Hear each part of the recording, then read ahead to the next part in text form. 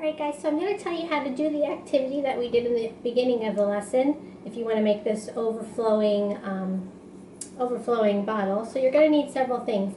And when you do this, do it to remember how Jesus made the nets overflowing with fish and how Jesus is doing amazing things that are overflowing in your life. And it would be fun if you did it as your experiment is overflowing. Tell each other what are some of those amazing things in your life and let those overflow as your container overflows as well. So you're going to need several items and we're going to put those on the screen for you.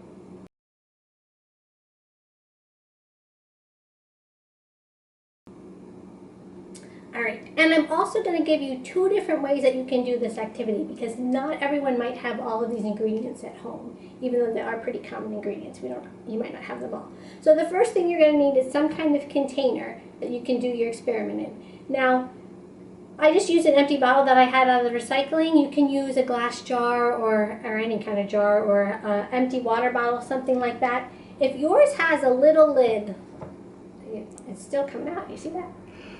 If yours has a small opening like this, you're going to want a funnel so you don't have a huge mess. And you definitely need some kind of container to put it in because you see how it overflowed, right? Or you could do this outside. If you do it outside, then you don't need a container to put it in. But those are those things you need. Now you need peroxide, hydrogen peroxide, just regular hydrogen peroxide, and you need 3/4 of a cup of hydrogen peroxide. That goes into your bottle first. Then you need a couple squirts, a couple spoons full of dish soap, regular dish soap that you use when you're washing your dishes. Okay, then you need 3 tablespoons of warm water. It should be warm, not super hot, but definitely on the warm side, okay? And you need a pack of yeast, or a tablespoon of yeast if you don't have a pack of yeast. Now this is the one thing not everyone's gonna have at their house, but you need this in order to do it this way, okay? So you mix your water and your yeast together, mix those together, and then you're going to do just like I did. You pour your peroxide in first, then your soap, then your water and your yeast mixture. Get your funnel out of the way and watch the excitement. Okay, now, if you don't have yeast at home, there's another way you could do this, which will just be just as fun. You can do a regular baking soda and vinegar. So in the bottom of your container, you would put a couple spoons of baking soda. This isn't an exact thing, so just a few spoons. And then maybe like 3/4 of a cup of vinegar. And you would pour that over top, and the same thing's going to happen. It's going to bubble over.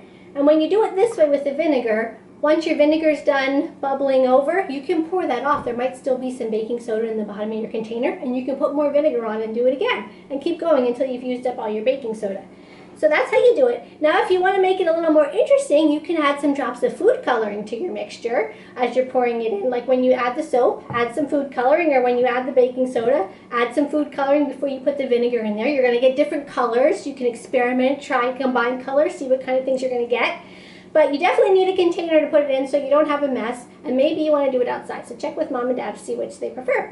All right, have fun, guys.